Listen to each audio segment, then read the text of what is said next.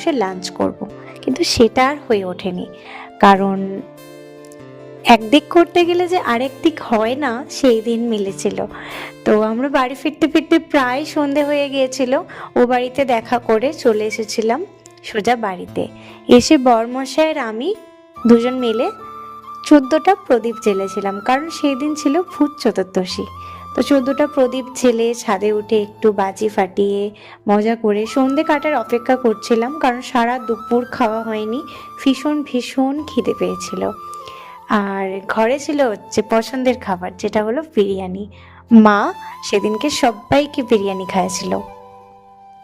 তো আমরা দুটো পার্সেল করে আমাদের আলাদাভাবে নিয়ে চলে আসতে পাঠিয়ে দিয়েছিল, কারণ যেহেতু সন্ধে পড়ে গেছিলো, এসে প্রদীপটা জ্বালতেই হবে। তো এটা একটা আলাদা আনন্দ বলতে পারো, আর এটা নিয়ম। তো যাই হোক,